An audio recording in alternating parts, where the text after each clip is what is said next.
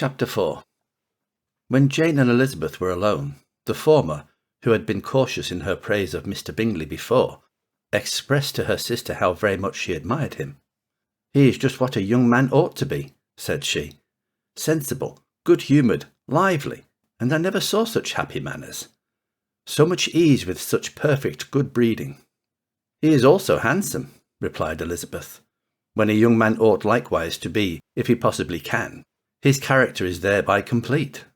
I was very much flattered by his asking me to dance a second time. I did not expect such a compliment." "Did not you? I did for you. But that is one great difference between us. Compliments always take you by surprise, and me never. What could be more natural than his asking you again? He could not help seeing that you were about 5 times as pretty as every other woman in the room. No thanks to his gallantry for that. Well, he certainly is very agreeable, and I give you leave to like him. You have liked many a stupider person." "Dear Lizzie." "Oh, you are a great deal too apt, you know, to like people in general.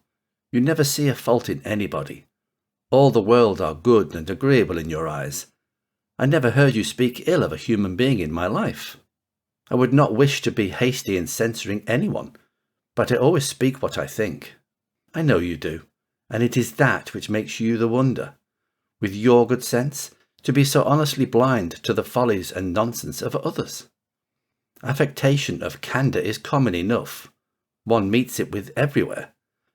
But to be candid without ostentation or design, to take the good of everybody's character and make it still better, and say nothing of the bad, belongs to you alone. And so you like this man's sister, too, do you? Their manners are not equal to his." "Certainly not, at first, but they are very pleasing women when you converse with them. Miss Bingley is to live with her brother, and to keep his house, and I am much mistaken if we shall not find a very charming neighbour in her." Elizabeth listened in silence, but was not convinced.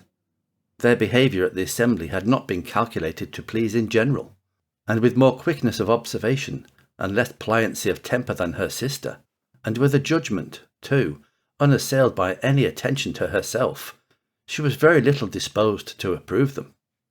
They were, in fact, very fine ladies, not deficient in good humour when they were pleased, nor in the power of being agreeable where they chose it, but proud and conceited.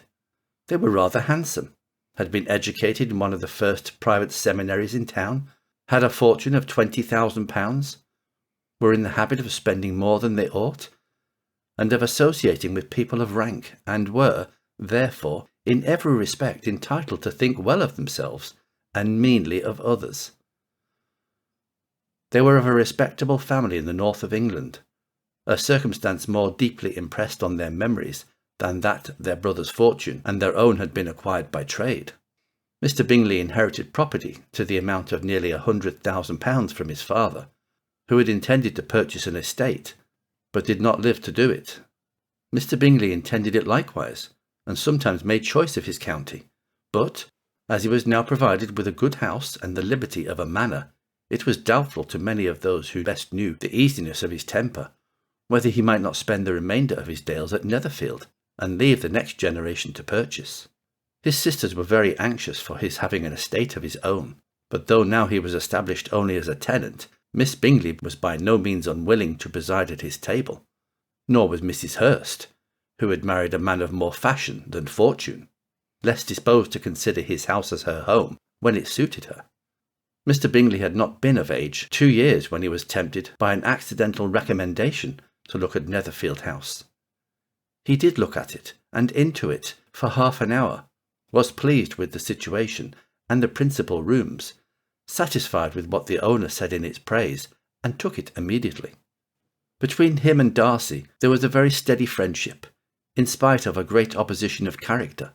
Bingley was endeared to Darcy by the easiness, openness, and ductility of his temper, though no disposition could offer a greater contrast to his own, and though with his own he never appeared dissatisfied. On the strength of Darcy's regard, Bingley had the firmest reliance, and his judgment the highest opinion. In understanding, Darcy was the superior. Bingley was by no means deficient, but Darcy was clever. He was at the same time haughty, reserved and fastidious in his manners, though well-bred, were not inviting. In that respect his friend had greatly the advantage.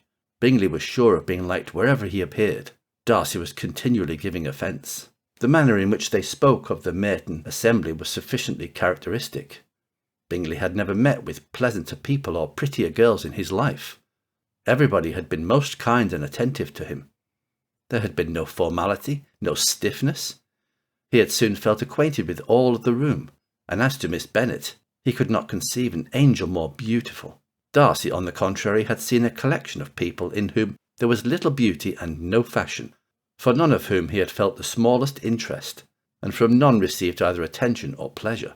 Miss Bennet he acknowledged to be pretty, but she smiled too much. Mrs. Hurst and her sister allowed it to be so, but still they admired her and liked her, and pronounced her to be a sweet girl, and one whom they should not object to know more of. Miss Bennet was therefore established as a sweet girl, and their brother felt authorized by such commendation to think of her as he chose.